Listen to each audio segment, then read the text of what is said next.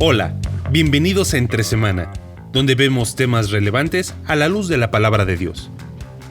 La poderosa Babilonia terminó, al igual que Asiria, conquistada por otro imperio, los persas. Bajo el imperio persa se cumplieron los 70 años de exilio profetizados por Jeremías. Ahora, ¿cómo es que cayó Babilonia? ¿Cómo fue el tiempo en el exilio para Judá? ¿Volvieron todos a la tierra de Israel? Acompañemos a Alex y a Marcelo en este nuevo episodio de nuestra serie Un pueblo, dos almas, aquí Entre Semana. Ya es jueves de nuevo, otro jueves de Entre Semana. Hemos estado hablando acerca de las caídas. Hablamos de la caída de Israel, después, unos años después, Asiria.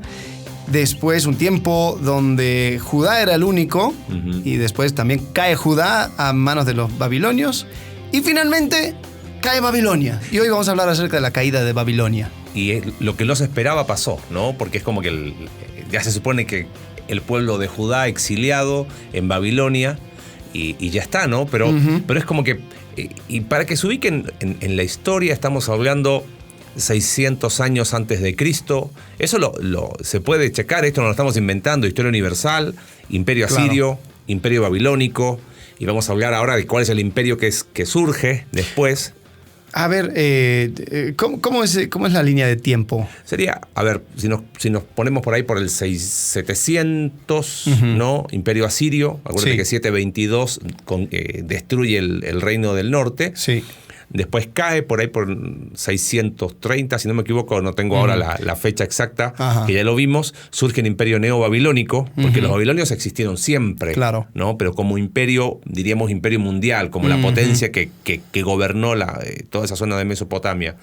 Cae el imperio neobabilónico y cae a manos de una alianza entre medos y persas, de los cuales los que más fuerza tienen son los persas, y ahí el imperio persa, hasta el año 330, que es derrotado por Alejandro el Grande, o Alejandro Magno, y ahí empieza el imperio griego. Claro. ¿No? Entonces ahí empieza la expansión del imperio griego, pero ya no es solamente ya no es una potencia de la zona de la Mesopotamia, sino del Mediterráneo. El imperio griego lo que hace es extenderse a lo que después conocemos como el imperio romano. Es ahí donde se establece el idioma griego común para toda esa zona, y después surge el imperio romano, ¿no? 70 años, 100 años antes de Cristo, por ahí, 70 años antes de Cristo, no, 70. Estoy volaseando con las fechas. Pero surge el Imperio Romano, que es cuando nace el Señor Jesús, con toda la influencia griega. Por eso el Nuevo Testamento se escribe en griego, porque quedó como la lengua común. Claro. ¿No? Pero esa es la línea de tiempo de los imperios, y ahí es donde uno va viendo la escritura y te das cuenta cómo se cuadran, ¿no? Asiria, Babilonia, los medos y los persas, de los cuales los que más pesan son los persas, Grecia y el Imperio Romano. Sí, y es interesante ver cómo es que va cambiando de manos, van de un imperio a otro, y lo que vemos detrás de esto, ¿no? Porque uno lo puede ver como historiador, pero lo que vemos detrás de esto es cómo Dios va manejando y usando estas fuerzas políticas y de imperios para ir trabajando en su pueblo, ¿no? Totalmente, es Dios detrás de la historia, ¿no? Porque los asirios, un repaso rápido de los últimos episodios, cuando conquistaban un pueblo, lo que hacían era que se llevaban gente y traían gente de otros lados para mezclar y que perdiesen la identidad, y así surgieron los samaritanos, y por eso toda la zona del norte quedó así, ¿no? En cambio, los babilonios lo que hacían era, lo mejor se lo llevaban a su país, y ahí lo ponían a servicio de ellos, y así, de alguna forma, la línea mesiánica, los príncipes de Judá, como vimos en el episodio pasado, fueron llevados a Babilonia. Y el imperio que sigue, los medos, pero en especial los persas, ellos les daban lo mismo. O sea, decía, mira, ¿quieres volver a tu tierra? Anda, trabájala. Tú, con tal de que me pagues el tributo, los impuestos. Y bajo el imperio persa es que el pueblo de los judíos vuelven, el retorno del exilio. Y ahí es donde te das cuenta cómo se va manejando Claro. Cómo Dios está detrás de la historia, ¿no? Sí, y esto también es el periodo donde la mayoría de los profetas, lo que conocemos como los profetas mayores, ellos hablan y están en este periodo, ¿no? Durante la caída de Judá, hablamos acerca de eso la semana pasada. Jeremías. Pero el que quizás es el que narra todo el tiempo de Babilonia y también está presente en la caída de Babilonia, es Daniel. Es Daniel. ¿No? Y podemos ver, o sea, Daniel comienza, dice, en el año 3 del reinado de Joacim, rey de Judá, vino Nabucodonosor, rey de Babilonia, a Jerusalén y la sitió. Entonces tenemos a Nabucodonosor. Acaba de reinar, tal vez era Nabucodonosor, me imagino que segundo, porque él comienza a reinar en 605, sí, más o menos. Entonces, él estando reinando, posiblemente él es el que reina, el que toma a Jerusalén y se lleva consigo a Daniel, ¿no? Y tenemos toda la historia de Daniel y todo lo demás, hay visiones y profecía y todo lo demás, pero también hay una parte narrativa. Y que es muy interesante en el libro de Daniel y que, antes de seguir ahí, es interesante porque Daniel, creo que lo dijimos hace 2 episodios, está en el lugar privilegiado de Babilonia y narra hechos históricos. Claro. El profeta Ezequiel está con el pueblo en Babilonia. Él es deportado también en la segunda deportación y el profeta Ezequiel está con el pueblo, con todos los que se fueron, y Jeremías es el que se queda en Jerusalén con los pobres que nadie se llevó, claro, y que cultive lo que poquito que quedó, y él se queda ahí. Ahora, qué interesante, en cada lugar, testimonio de Dios a través de los profetas. Sí, ¿no? y Dios se encarga que en cada lugar donde se encuentra su pueblo hay un testimonio. Totalmente. Y que ellos sepan lo que está sucediendo. Sí, y aquí es donde, por ejemplo, Daniel dice que él estaba leyendo, parece que estaba haciendo su hora silenciosa en el libro de Jeremías, ¿no? Sí. Entonces él estaba leyendo a Jeremías, estaba leyendo lo que estaba sucediendo. Ezequiel, en algunos momentos, él narra cosas que están sucediendo en Jerusalén. Entonces, como que ellos tres, aunque ellos escriben, todo puede ver. Están interrelacionados. Sí. Ezequiel también se menciona de la carta. Mencionaste la carta de Jeremías y la tengo acá en Jeremías. No es que la tengo en original, la carta, algo, ¿no? Muy especial aquí. La carta que mandó. Estaría bueno para un estudio, ¿no? Tenemos acá la carta que mandó el profeta Jeremías a los cautivos. Abran su Biblia en Jeremías capítulo 29. Ahora, porque Jeremías, inspirado por el Espíritu Santo, manda una carta a los exiliados. Porque ahora que hablemos un poquito de la caída de Babilonia, tiene que haber sido muy, muy fuerte para los judíos en Babilonia ver que Babilonia cae. Claro. ¿Por qué razón? Porque mira lo que dice la carta. Dice, así ha dicho Jehová de los ejércitos, leo ahí Jeremías capítulo 29, verso 4, a todos los de la cautividad que hice transportar de Jerusalén a Babilonia. Está hablando Dios, o sea, diciendo, mira, yo soy el que está detrás. Yo estoy usando de alguna manera Babilonia para protegerlos a ustedes. Edificad casas, habitadlas, plantad huertos y comed del fruto de ellos. Casaos y engendrad hijos e hijas, dad mujeres a vuestros hijos y dad maridos a vuestras hijas, para que tengan hijos e hijas y multiplicaos ahí y no os disminuyáis.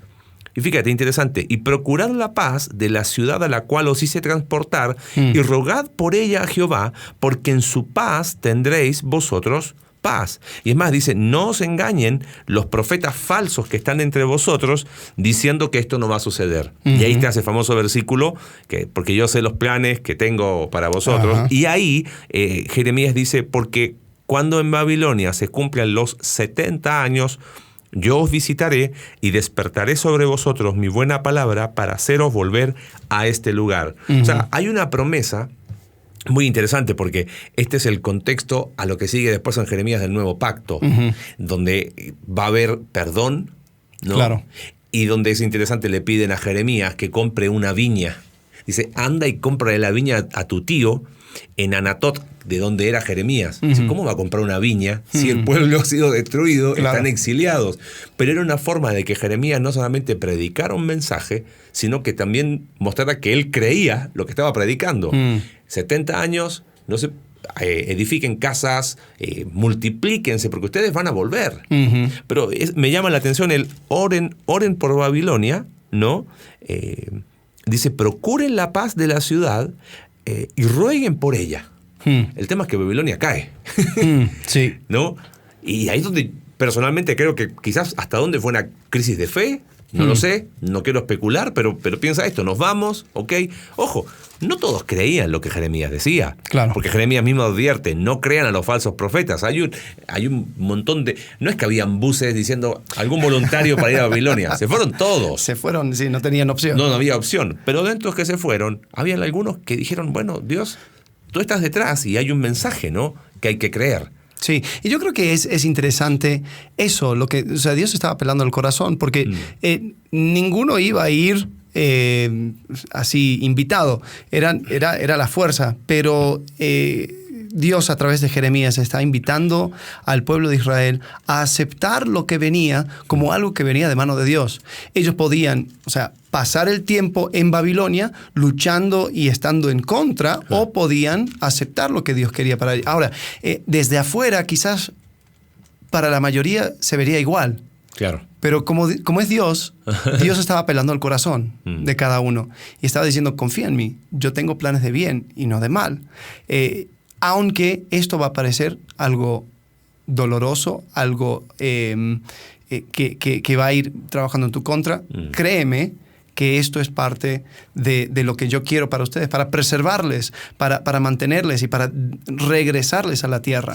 Es interesante, si uno ve toda la narrativa de la Biblia, los métodos de Dios son los más extraños. Lo citaste en Habacuc, el episodio anterior, ¿no? Señor, pero está bien, hay injusticia, pero vienen estos babilonios que son más injustos que nosotros, ¿no? Pero Dios tiene sus maneras, tiene sus formas, y por eso siempre hay un ejercicio de fe, pensando en Hebreos capítulo 11, verso 6. Pero bueno, están en Babilonia, están pasando los años, claro, y el imperio de Babilonia cae.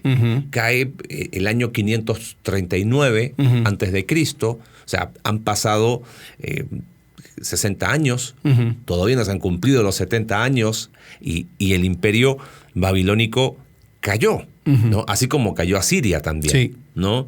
Y es muy interesante la ubicación bíblica de este suceso es lo que aparece en Daniel capítulo 5, ¿no? Que estaban en la fiesta y apareció ahí la escritura. Y lo describe perfectamente. Habla acerca de, estábamos hablando antes de la grabación, habla acerca de Belsasar. Belsasar era el hijo del rey. Él estaba actuando como rey porque parece que el rey... Nabónido era su nombre. Parece que él era un usurpador. El linaje de Nabucodonosor II ya como que se va perdiendo y él toma el lugar. Y como que parece que él no era muy querido, porque mientras todos los otros reyes adoraban a un dios Marduk, él adoraba a un dios llamado Sin.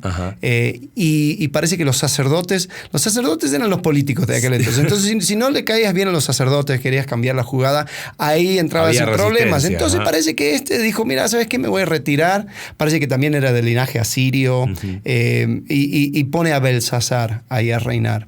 Y cuando vemos en Daniel, cuadra porque hay algo curioso cuando aparece el escrito de la mano en la pared que dice Mene, Mene, Tekel Uparsin. Él quiere buscar a alguien y como que él no conoce, no se acuerda de Daniel. Claro, porque él viene de otro linaje. Claro. Él no conoce lo que había pasado con Nabucodonosor, que Daniel interpretó los sueños, etcétera, etcétera. Entonces, ahí es donde vemos que esa noche cae Babilonia. Parece que también usaron las mismas tácticas, como dijiste, ¿no? Sí. Pasar por el río, creo que lo secaron. Muy similar a cómo Babilonia conquistó a Siria. Ahora los medos y los persas conquistan Babilonia. Que en su momento eran aliados con Babilonia en el momento de atacar a Siria. Y después se le fueron en contra. Y usan, lo más probable es que usan ahí secan el río, se meten, y cuando entran, y la historia universal señala que cuando entró las tropas de Ciro el Grande, no hubo resistencia. Claro, ¿cómo iba a haber resistencia? Si fíjate, el mismo libro de Daniel lo dice, ¿no? Había un gran banquete a 1000 de sus príncipes y en presencia de los 1000 bebían vino. O sea, estaban borrachos, estaban en una fiesta prácticamente. Entonces, claro, entraron, no hubo resistencia, y la historia universal relata eso, que cuando entraron las tropas de Ciro el Grande, no hubo ninguna resistencia de parte de Babilonia, ¿no? Y la escritura dice ahí en capítulo 5 de Daniel, verso 30, la misma noche fue muerto Belsasar, rey de los caldeos, y Darío de Media tomó el reino siendo de 62 años, ¿no? Y parece que este Darío era un tipo de general, después se volvió el gobernador de Babilonia, algo así. Ahí es donde se pierde un poco la línea, porque como que van de la mano, Ciro de los persas y Darío como que quedan de los medos, queda en esa zona, pero después como que no es que pelearon entre ellos, sino como que los persas terminaron pesando más y terminó siendo el imperio persa. Y se acabó. Claro. Y por eso cuando nos adelantamos un poco, escuchamos acerca de la historia de Esther, ya es persa. Persas, ya son los persas. Y algo interesante, Ciro, Isaías lo llama un Mesías. Un ungido, ¿no? En hebreo creo que es Mesías, ¿no? Así dice Jehová su ungido, a Ciro, al cual tomé yo por su mano derecha para sujetar naciones delante de él y desatar lomos de reyes, para abrir delante de él puertas, y las puertas que no se cerrarán. Algo interesante es que Ciro, cuando él toma Babilonia, una de las primeras cosas que hace un cambio de póliza y dice, bueno, todas las personas que fueron tomados como esclavos, como cautivos desde otras tierras, pueden regresar, porque parece que Ciro tenía otra manera de ver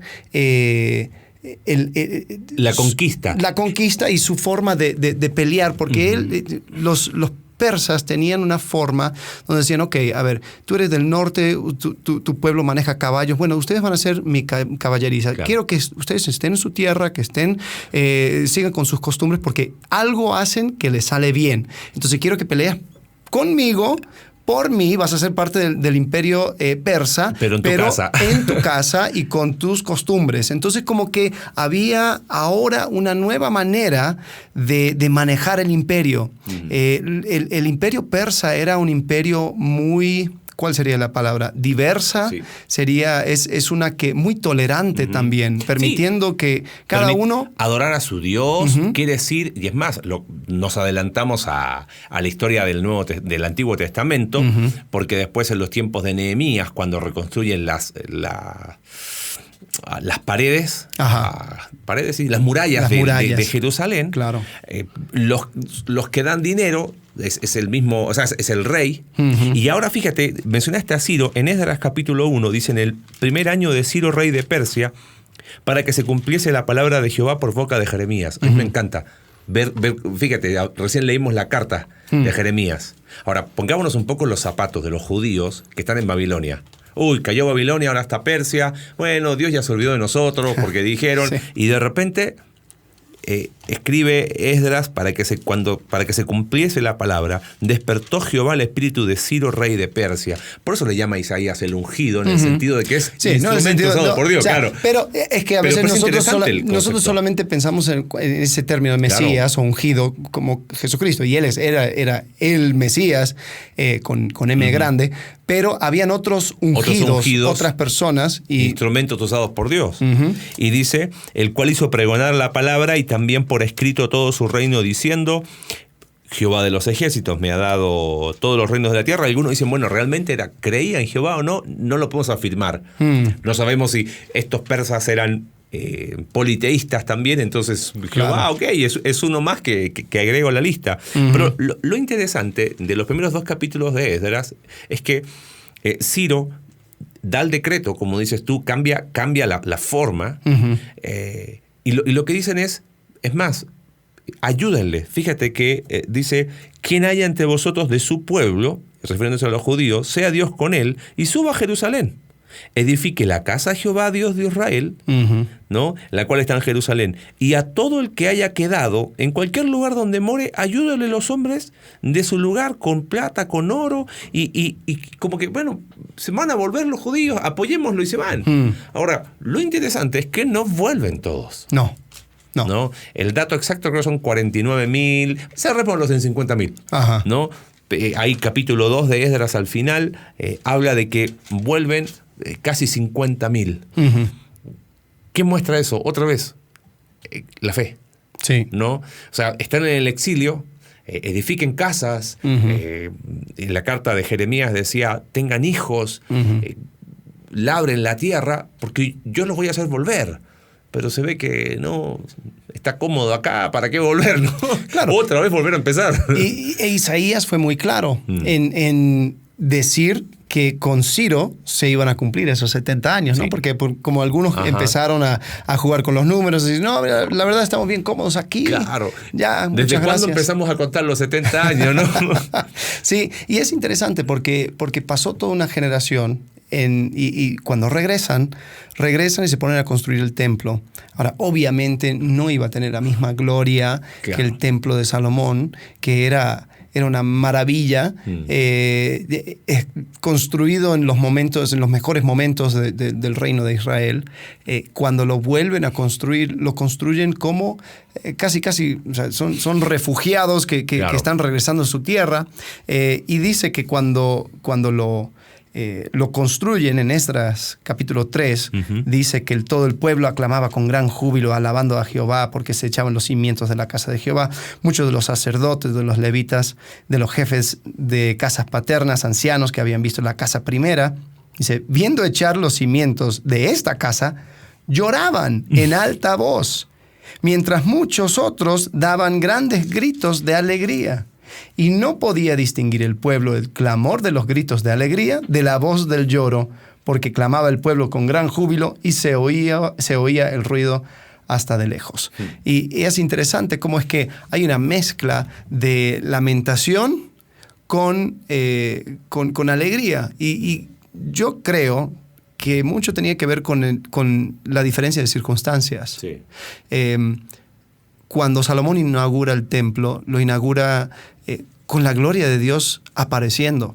Acá es interesante, no se menciona. No se menciona. Nunca se menciona en los libros, estos libros, Esdras, Nehemías, Esther, y Ageo, Zacarías y Malaquías, que son los profetas de ese tiempo, llamados posexílicos. En ninguno de los 6 libros, se menciona que la gloria de Dios llenó el templo, ¿no? O sea, no solamente es menor en tamaño, sino que ese es un dato muy interesante. Claro, sí. Y algo curioso es que aunque el nieto del rey, Zorobabel, era el que regresa con los judíos, él no fue coronado rey. No.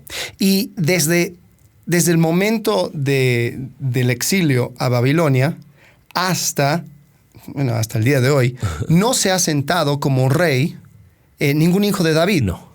Entonces, hasta cierto punto, los judíos sí regresaron de su exilio después de la caída de Babilonia. Sí, Babilonia recibió lo que merecía, pero cuando los judíos regresan, no regresan de su exilio en sí. Están esperando todavía. Están esperando todavía el rey. Y es interesante porque Babilonia entonces toma como una vida después de su vida, ¿no? Claro. Como ahora es como un tipo de un símbolo. Vivían en Jerusalén, pero mentalmente o en su corazón seguían en Babilonia, de alguna forma, sabiendo que no está todo como debería ser. Sí. Hay promesas por cumplir. Ahora es interesante que el Hijo de David, Jesucristo, Él es el que prometió regresar y reinar sobre ese trono. Y cumplir el pacto que hizo Dios con David en 2 Samuel capítulo 7, ¿no? Y es donde uno empieza a ver, por eso. Y es más, lo que sigue acá, para que nos vamos ubicando, aquí se termina el Antiguo Testamento, ¿no? Porque posexílicos, ahí están los profetas, Ageo, resulta que empiezan a construir, ponen los cimientos del templo, hay un poco de oposición. Ajá. Era obvio que iba a haber algo de oposición porque esos terrenos no quedaron abandonados, había gente viviendo ahí, y detienen la obra. Muchos creen que dijeron, bueno, ¿será que a lo mejor todavía falta para los 70 años? Y Dios levanta al profeta Ageo y les dice, hey, ¿cómo va a estar la casa de Dios abandonada? Se calcula que pasaron 16 años Entre que echaron los cimientos y la terminaron de construir. Wow. Y en ese tiempo se pusieron a hacer sus casas. Y dice Ageo que son casas artesonadas. O sea, oye, está la madera aquí del templo. Claro. Bueno, pero se va a pudrir. Si no podemos construir el templo, bueno, hagámoslo para nuestra casa, ¿no? Y Ageo, él fecha, fueron 2 meses y algo de su ministerio. Y en su segundo discurso se terminó el templo. ¿No? O sea, la gente reaccionó y dijeron, sí, hay que terminar, y es un libro muy, muy interesante en cuanto a prioridades, pero ese es su contexto histórico. Zacarías es paralelo, con una visión más profética, pasan, y más o menos en los tiempos de Nehemías, el profeta Malaquías es el que se levanta, y con él se termina el Antiguo Testamento. Claro. ¿Viste? Y lo que sigue después es una sucesión de judíos que pelearon todo el periodo intertestamentario de los macabeos, que intentaron establecer dinastías de reyes, pero nunca pudieron. Sí, y terminaron corrompiéndose de todas formas. E incluso cuando llegamos al tiempo de Jesús, tenemos a Herodes. Herodes ni siquiera era judío, era edomita. Era edomita, por eso Herodes el Grande de Idumea, ¿no? Ajá. Y es más, como no lo querían los judíos, lo que él hizo, por eso se le llama el templo de Herodes, pero no es que es un tercer templo, es este templo que se inauguró acá en el tiempo de Esdras, y Herodes lo agranda, ¿no? Hace como una... Y lo que trata de hacer, me imagino, es regresar a la gloria pasada claro, del templo de Salomón. Y congraciarse con los judíos, totalmente. Entonces, claro, Herodes el Grande era como, oh, pero sí, él otra vez volvió a darnos el templo que tanto queríamos, ¿no? Y ahí empiezan, bueno, y ahí llegamos al tiempo de Jesús. Pero eso será otro episodio en otra serie. Sí, pero es interesante cómo es que la caída de Babilonia sí fue un momento en la historia, pero de una forma metafórica, para los judíos siguen en Babilonia. Y todos los reinos que van tomando posesión de Israel, tomando posesión de todo ese lugar, o sea, sea Alejandro Magno, sea los generales que vinieron después de ellos, de él, sea el Imperio Romano, eso se veía como una continuación de Babilonia, a tal punto que en 1 de Pedro capítulo 5, estamos hablando de años después aún de Jesús, Pedro, posiblemente escribiendo desde Roma, manda saludos y dice, la iglesia que está en Babilonia, elegida juntamente con vosotros, y Marcos, mi hijo, os saludan. ¿Cómo que? Y entonces, algunos empezaron a decir, ¿hubo una iglesia en Babilonia? ¿Puede ser? Y otros dicen, no, que simplemente era una forma de llamarla Roma. Pero es más que eso. Sí, yo creo que era una manera de recordar ahora la iglesia. Es decir, seguimos esperando que venga el rey. Que venga el rey y que sienta en el trono. Claro. Y que acabe este tiempo de exilio. O sea, el rey vino, pero prometió volver. El rey vino y cumplió con su tarea y nos rescató. O sea, la batalla es como... el mejor ejemplo que yo he escuchado es un rey que va y pelea una batalla. Y estando en el campo de batalla es victorioso, pero todavía no regresa como el rey victorioso. Claro. Entonces, ya sucedió la conquista de la muerte y del pecado. Perdón, y a nosotros nos llegó la buena nueva, evangelio, de que el rey es triunfante. Exacto. Y hay que creerlo. Hay que creerlo porque viene el rey victorioso para sentarse en el trono. Y eso es cuando, tanto para en la mente del judío, y ahora eso se traduce en la iglesia, se acaba este exilio. Por eso Pablo pudo hablar acerca de vivir como peregrinos y advenedizos, porque este reino no es nuestro. Estamos esperando el regreso del rey victorioso. El verdadero rey, el que va a instaurar el reino para siempre, ¿no? Y reinaremos con él, dice Apocalipsis. Sí, totalmente. Y ahí es donde uno empieza a darse cuenta que la narrativa bíblica no son hechos aislados, hay ahí los conductores. Por eso gastamos este tiempo cuando empezamos, ¿no? con la serie en la iglesia del reino dividido, ¿no? De un pueblo y 2 almas. Dijimos, bueno, ¿por qué no aprovechar la herramienta del podcast para complementar, para profundizar? Y bueno, seguiremos, ¿no? Sí. Pero al menos con este episodio damos por cerrado, ¿no? todo esta serie de Un pueblo, dos almas, donde hemos podido sumergirnos en el Antiguo Testamento, dejar de que el Antiguo Testamento sea un signo de interrogación, ¿no? Y ha sido muy lindo escuchar comentarios donde, oye, ahora puedo entender un poco más, y ahí entran los profetas y por eso pasó lo que pasó, y poder ver, ¿no? Que al final el rey va a volver. Y así como esos judíos tenían que creer la palabra del profeta, nosotros tenemos una palabra profética más segura, la palabra de Dios, y hacemos bien en creerle, ¿no? A lo que dice. Sí, así que a través de todas estas historias, los últimos 4 episodios hablando de caídas, ¿no?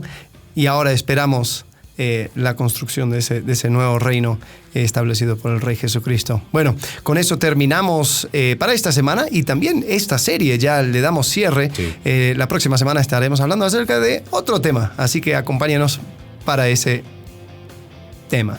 Gracias. Gracias por acompañarnos en un capítulo más de Entre Semana. Recuerda que puedes seguirnos a través de nuestra página web Iglesia Conexión Vertical /Entre Semana, Spotify, Apple Podcast y Google Podcast. Hasta la próxima.